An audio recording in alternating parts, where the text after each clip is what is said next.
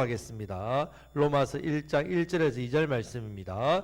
예수 그리스도의 종 바울은 사도로 부르심을 받아 하나님의 복음을 위하여 택정함을 입었으니 이 복음은 하나님이 선지자들을 통하여 그의 아들에 관하여 성경에 미리 약속하신 것이라. 아멘. 자, 오늘부터 로마서 말씀을 통해서 은혜를 나누고자 합니다. 자, 로마서는 편지입니다. 편지. 서라는 부분이 서신서 편지입니다.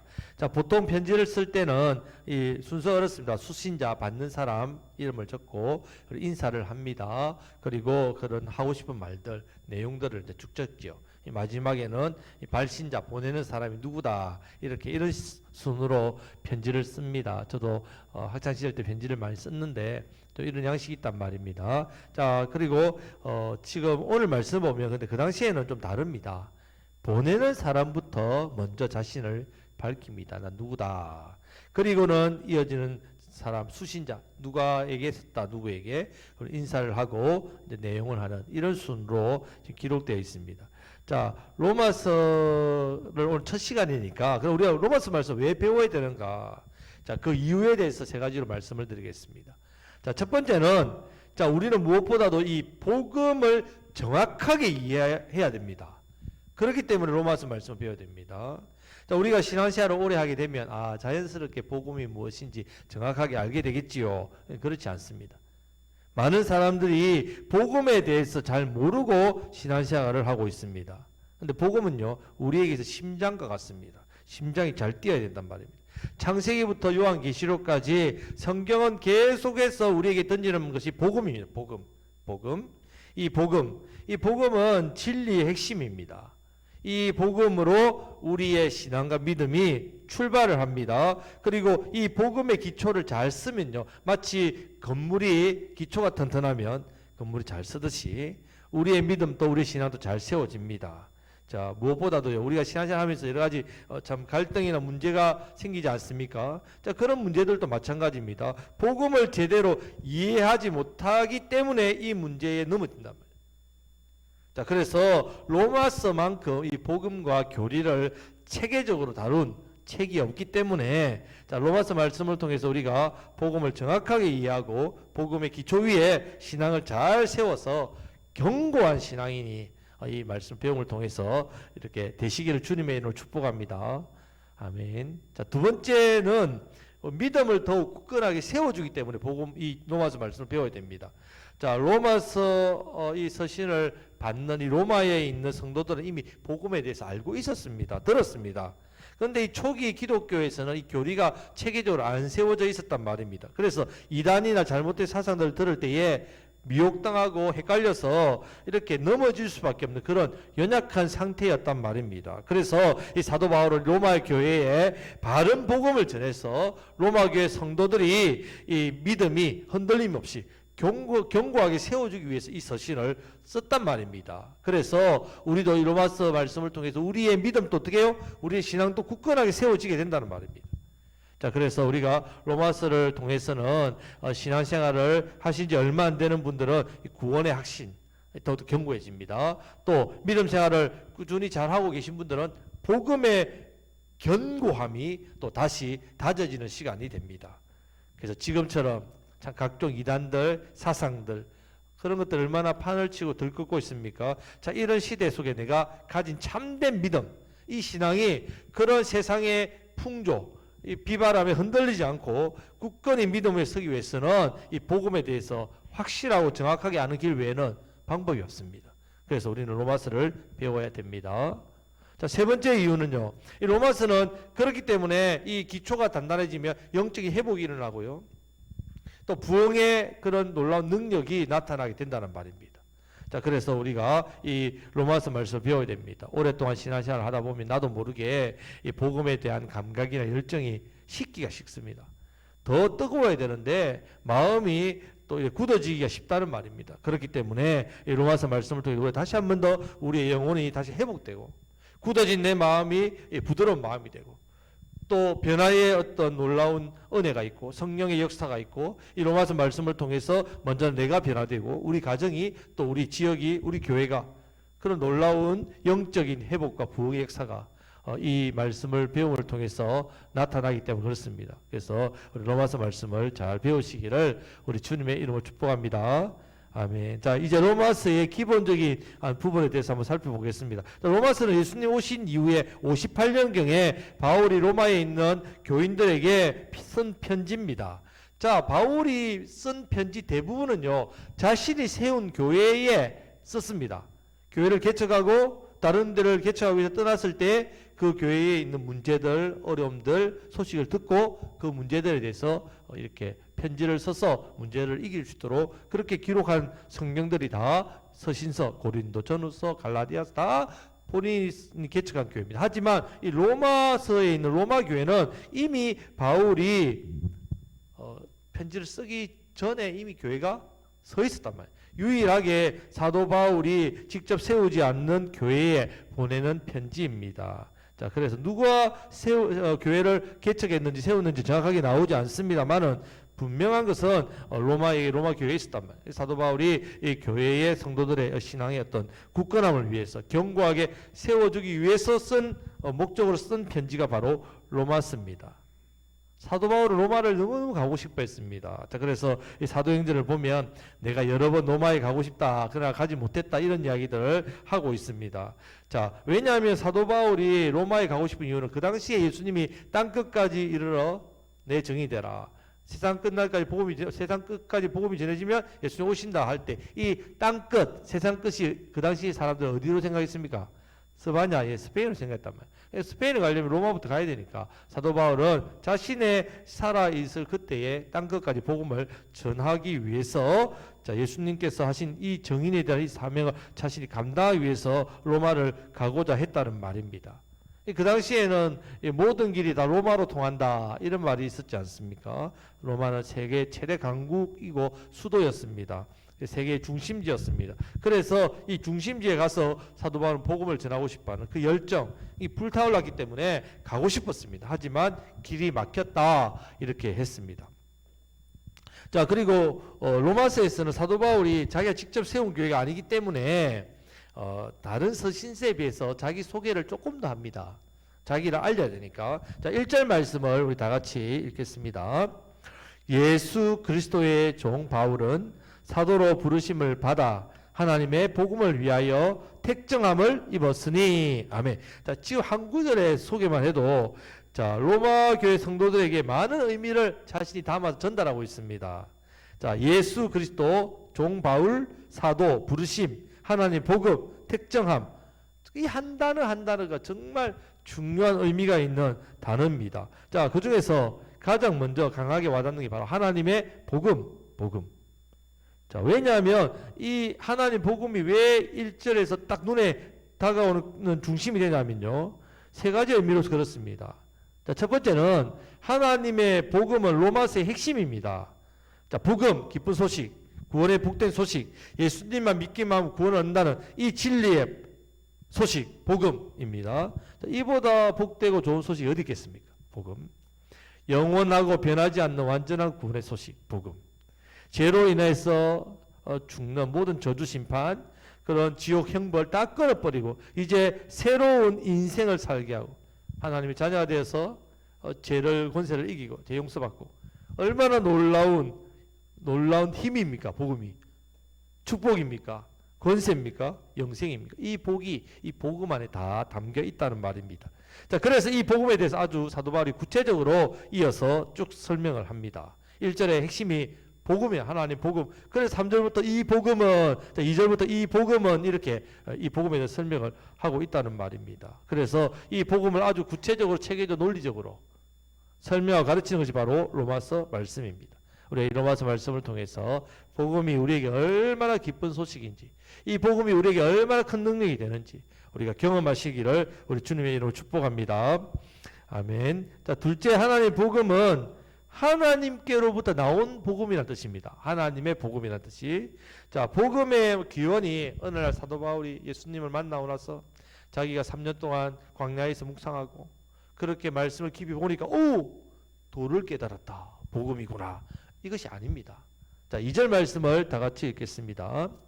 이 복음은 하나님이 선지자들을 통하여 그의 아들에 관하여 성경에 미리 약속하신 것이라. 아멘. 복음은요, 하나님께서 이미 구약시대에 하나님 사람들이 선지자를 통해서 다양한 방법으로 미리 약속하신 말씀입니다. 하나님 복음은 제일 처음 나오는 거 창세기 3장 15절, 예수 그리스도가 이 땅에 오셔서 마귀의 권세 깨뜨리시는 거 말씀하셨단 말입니다. 예수님께서도 어느 날 갑자기 세상에 오신 게 아니란 말입니다. 아담이 하와가 선악과를 먹고 범죄한 그를 죄를 짓기 이전부터 하나님 구원의 계획은 시작되었습니다. 이것이 하나님의 복음입니다. 수천 년의 역사를 가지고 있고요. 하나님의 오묘한 섭리와 계획, 놀라운 치밀한 계획, 수많은 사람들이 이 사건 속에서 계승해 나가며 이루어가며 이어진 놀라운 비밀, 복음이란 말이에요. 이 놀라운 복음을 지금 우리가 듣고 믿고 받아서 영생을 소유하였고, 이 복음으로 우리가 변화되고 하나님의 자녀가 됐다는 사실, 얼마나 놀라운 일인지 모릅니다. 우리 옆에 있는 분에게 큰 복을 받으셨군요. 예, 우리가 복음을 받아들였다는 사실만으로도 큰 복을 받았단 말입니다. 자, 세 번째, 하나님의 복음은요, 하나님 편에서 허락하신 것을 사람인 우리가 받아들였다, 이런 뜻입니다. 자, 하나님 편에서 무엇을 허락하셨느냐? 구원을 허락하셨단 말이에요. 여러분, 구원은요, 사람에게서 절대로 나올 수 없습니다. 구원은 우리에게서부터 나올 수 없는 겁니다. 오직 구원은 하나님의 어떤 계획 속에서 하나님께서 주도하신 가운데 이루어지는 일입니다. 이 일에 대해서 우리가 어떻게 받아들이게 됐단 말입니다. 구원에 가는 모든 것은 전적으로 하나님께로부터 나옵니다. 하나님 편에서 손을 우리에게 내밀어야만 우리가 어떻게 해요? 받고 구원을 얻을 수 있단 말이에요. 여러분, 이게 얼마나 우리에게 위로가 되고 안정감을 주는지 모릅니다. 얼마나 큰 위안이 되는지 모릅니다. 만약에 여러분, 인간에게서 나온 구원이라면 어떻게 되겠습니까? 이 인간에 대한 구원은 불안정할 수밖에 없습니다. 변하겠지요. 기준이 달라지겠지요. 또 여러 가지에 따라서 바뀌겠지요. 하지만 하나님의 구원은, 하나님은 해전하는 그림자도 없다 했습니다. 변하지 않으신 분. 하나님의 구원은 완전하시단 말입니다. 자, 로마서 말씀을 통해서 우리가 계속해서 깨닫게 되겠지만, 우리가 내 존재가 구원과는 얼마나 거리가 멀리 떨어져 있는 존재라는 걸 깨닫게 될 겁니다. 우리에게는 선한 것이 정말 나올 수 없구나. 우리 자신이 얼마나 큰 죄인인가를 깨닫게 됩니다. 하지만 하나님 편에서 주시는 이 구원은요, 인간의 어떤 행위 때문에 실패하거나 잃어버리지 않는 구원입니다. 아, 나 구원 받았어요. 그런데 어떻게 해요? 사는 꼬라지를 보니까, 죄송합니다, 사는 모습을 보니까 구원받은 백성으로 전혀 자격 미달. 그렇게 해서 구원을 잃어버립니다. 구원을 빼앗깁니다. 절대 그럴 수 없다는 말입니다. 하나님의 구원은 인간의 어떠함과 상관없이, 어떠한 행위와 상관없이 하나님께서 우리에게 주신 구원은 실패하거나 잃어버리거나 변하지 않습니다. 이 복음이 바로 저와 여러분들이 받아들인 복음입니다. 그렇기 때문에 구원의 소망은 우리에게 있는 게 아닙니다. 전적으로 하나님께로부터 주어진 것임을 믿으시기를 축복합니다. 너무 중요합니다. 이 믿음. 이 믿음 흔들리면 안 됩니다. 사도 바울은 자신이 경험한 하나님의 이 복음이 얼마나 위대하고 얼마나 놀랍고 얼마나 광대하고 얼마나 오묘한 것인가를 깨달았단 말이에요. 그래서 이 로마서를 보내는 겁니다. 로마에 있는 성도들에게. 로마서 말씀을 통해서 우리가 이 복음의 깊은 깨달음, 이 복음의 아주 완전한 이 복음을 믿는 믿음, 이걸 통하여서 우리의 삶의 감격, 기쁨, 평안, 복음의 능력, 죄를 이기는 권세, 이런 놀라운 은혜가 저와 여러분 가운데 넘쳐나시기를 우리 주님의 이름으로 축복합니다. 아멘. 자, 이제 두 번째 부분을 한번 살펴볼 때에, 자, 지금 이 편지를 쓴 사도 바울이 자신을 어떻게 소개하고 있는지를 한번 살펴보면서, 그럼 나는 누구인가? 첫 번째는 하나님의 복음이 무엇인가에 대해서 다루고, 두 번째는 그럼 나는 누구인가를 한번 보겠습니다. 다시 한번 1절 말씀을 다 같이 읽겠습니다. 예수 그리스도의 종 바울은 사도로 부르심을 받아 하나님의 복음을 위하여 택정함을 입었으니. 아멘. 자, 로마서 편지를 쓰고 있는 사도 바울 자기 자신이 어떤 사람인지를 지금 먼저 밝히고 있는데, 먼저는 사도 바울이 자신을 예수 그리스도의 뭐라고요? 종이라고 소개하고 있습니다. 종. 자, 지난번에 한번 종에 대한 이야기 했습니다. 종이란 말은 둘로스. 둘로스. 이 둘로스는 뭐 하인 정도 아닙니다. 노예입니다. 노예. 자, 이 노예, 그 당시 로마 그 안에는 약 6천 명 정도의 노예가 있었다고 합니다. 6천 명 로마에. 다른 데는 뭐 말할 것도 없죠. 그런데 이 노예에는 두 종류가 있습니다. 노예는 두 종류가 있는데 하나는 말 못하는 노예가 있고요. 하나는 말하는 노예가 있습니다. 말 못하는 노예가 뭘까요? 짐승이죠. 예. 말하는 노예는 사람. 자, 똑같이 취급했단 말이에요. 대부분 노예들은 빨가벗겨져서 노예시장에서 팔렸습니다. 귀가 뚫리고 그렇게 해서 주인이라는 흔적을 남기고 노예라는 흔적을 남기고 남종이나 여종은 주인의 소유가 됩니다. 그래서 뭐 집안일하고 오만 각종 일 다 하고 그러다가 뭐 주인이 화가 나서 때리면 죽으면 그냥 갖다 버려지는 거예요. 이런 학대들이 엄청났다는 말입니다. 자, 그래서 이런 노예들은 절대로 자신의 인생에 대해서 생각할 수가 없어요. 내 인생의 계획, 내 꿈, 내 인생의 어떤 자체의 어떤 행복 이런 것을 아예 그런 생각을 할 자체도 없었단 말입니다. 그런 존재였습니다. 그런데 지금 사도 바울이 자신이 이런 노예다, 예수님의 노예다 이렇게 말하고 있단 말이에요. 그런데 예수님은요 우리에게 그렇게 말씀하지 않았습니다. 너는 나의 노예다 이렇게 말씀하셨습니다. 오히려 예수님 우리를 뭐라고 부르셨습니까? 친구라 부르셨다. 친구. 요한복음 15장 14절 15절 말씀 보면요. 너희는 내가 명하는 대로 행하면 곧 나의 친구라. 이제부터는 너희를 종이라 하지 아니하리니 종은 주인이 하는 것을 알지 못함이라. 너희를 친구라 하였노니 내가 내 아버지께 들은 것을 다 너희에게 알게 하였습니다. 이랬습니다. 예수님께서. 자, 노예는 주인을 모르잖아요. 친구는 알지 않습니까? 우리 예수님 우리를 친구라 했는데 근데 왜 바울은 예수님이 너 바울 뭐 친구라 했는데 왜 바울은 저는 종인데요. 왜 그렇게 할까요? 지금 사도 바울이 예수님을 통해서 받은 은혜와 사랑이 너무너무 컸기 때문에 그렇습니다. 그 은혜와 사랑을 받은 사랑을 감당할 수 없을 정도로 헤아리면 헤아릴수록 너무 커서 예수님이 뭐라고 하시면 말씀하신 대로 제가 노예처럼 다 그대로 순종하겠습니다. 주님 말씀하시면요 그대로 100% 순종하겠습니다. 저는 주님의 소유입니다. 저는 종입니다. 이렇게 자발적으로 예수님께 자신을 둘러쓰라고 그렇게 고백하고 있습니다. 여러분 이전에 사도 바울은요 예수님을 믿는 사람이 아니었죠. 예수를 사람이라 생각하고 배교자로 생각했습니다. 그래서 예수님을 하나님의 아들이라고 말하면 그런 사람들 다 잡아서 죽이는 일에 앞장섰단 말입니다. 자신이 함께 공부했던 동무인 스데반, 사도 바울이 주동해서 죽이지 않습니까? 첫 순교자. 그런 악한 일을 했죠.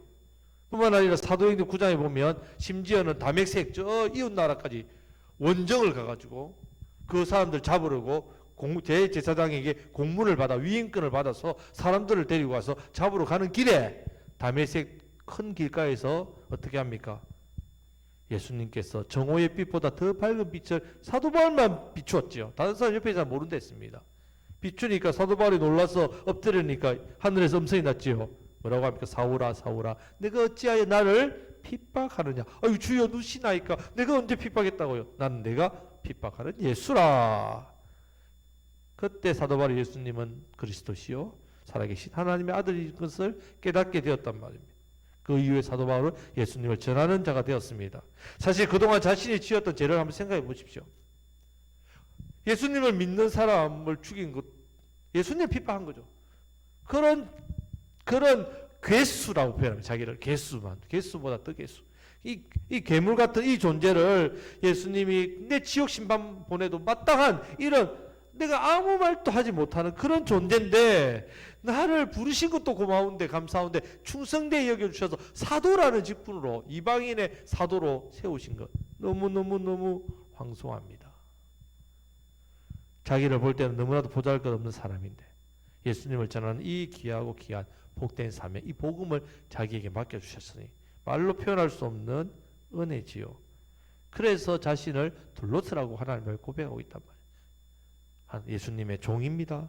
그래서 바울이 쓴 편지마다 지금 기록되어서 우리가 보고 있는 서신서를 보면요, 다 그렇게 합니다. 나는 예수 그리스도의 종입니다.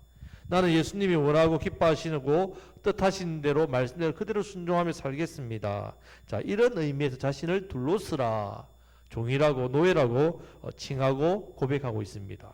성도 여러분, 우리는 어떻습니까?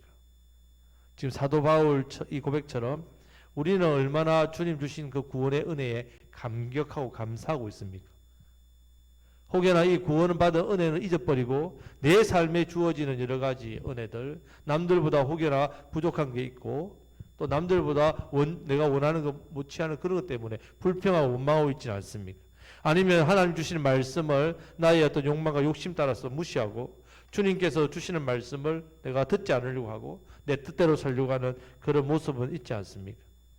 모든 것이 내가 노력하고 내가 열심히 해서 얻는 것이라 착각하고 살고 있지 않습니까?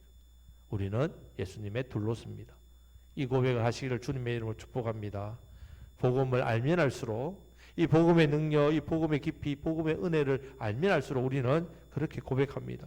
이 은혜의 깊이와 넓이와 높이가 우리 찬송가 404장처럼 하늘을 두루마리 삼고 바다를 먹물 삼아도 다 기록할 수 없습니다. 그 크신 하나님의 은혜와 사랑 감사합니다. 이 믿음의 고백이 자원에서 나올 때에 여러분 삶에는 놀라운 믿음의 역사의 열매가 나타나게 됩니다. 이 삶의 영혼의 풍성함이 있다는 말, 종이로서 노예로서 비참한 인생이 아니라 빌립보서 2장 9절에 11절 말씀은 모든 이름 위에 뛰어난 이름으로 우리 예수님을 올리셨듯이 우리도 동일하게 하나님께서 우리를 어떻게 해요? 노예의 비참함이 아니라 가장 존귀한 자리로 높이신다는 사실 기억하시고 우리가 감히 고백합니다. 예수님은 나를 친구라 불러주시지만 저는 주님의 종입니다. 저를 둘로스로 사용하여 주옵소서. 주님의 둘로스로 살고 싶습니다. 저에게 은혜를 주십시오. 그렇게 해서 우리가 하나님의 은혜에도 감사하심으로 우리 주님 위해서 살아가시는 그런 존재다 내가. 이런 참된 믿음의 고백을 하시는 이 복된 고백을 하시는 저와 여러분들이 다 되시기를 간절히 바랍니다. 아멘. 자, 두 번째는 사도 바울은 자신을 사도라고 부릅니다. 자기가 칭한 게 아니라 하나님께서 자신을 사도라고 불러주셨단 말입니다. 그래서 자신을 예수님의 둘로스 종입니다. 그리고 예수님의 사도입니다. 이렇게 소개한단 말이에요. 우리도 마찬가지입니다. 우리도 먼저는 예수 그리스도의 종입니다. 그리고 우리는 복음을 전하는 사명자입니다.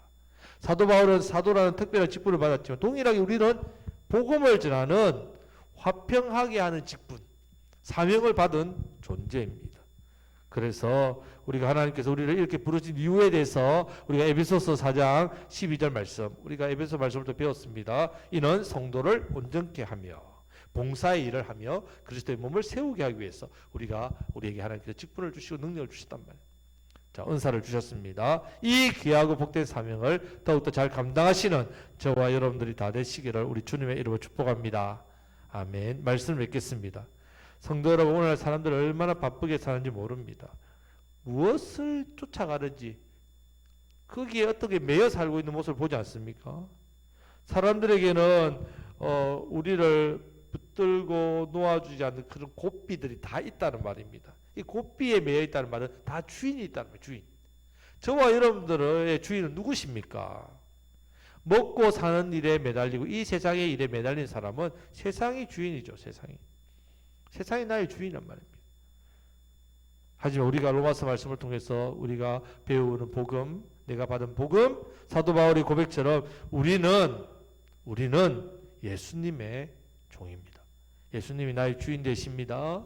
이 복음의 능력 가운데 살아가는 존재입니다. 우리는 복음에 매여 삽니다. 다 매여 사는 사람들. 어떤 누구도 자유인은 없습니다. 다 매여 있다는 말입니다.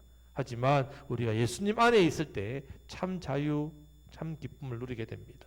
그래서 하나님께서 우리를 그렇게 인도하실 때에 사도 바울처럼 사도로 부르신 것처럼 우리 또한 복음, 사명의 사명자로 부르셨다는 것 감사하심으로 우리의 삶이 하나님과 연결되어서 내 삶을 결정하신 하나님을 신뢰하고 하나님 나의 주인으로 고백하면서 이 복음을 확실히 붙드셔서 구원은 하나님께로부터만 옵니다. 하나님 복음의 영광스러움을 내가 그 영광스러움에 사로잡혀서 둘로서의 삶을 기뻐하고 사명자의 삶을 기뻐해서 내 삶이 복음 때문에 변화되고 그런 복음의 열매 역사가 더욱더 나타나시기를 축복합니다. 그래서 우리에게 주신 이 귀한 사명 잘 감당하심으로 하나님의 복음의 능력을 날마다 누려서 많은 생명들 영혼들을 살리시는, 그리고 복음의 복된 자리를 이끄시는 저와 여러분들이 다 되시기를 우리 주님의 이름으로 축복합니다. 아멘.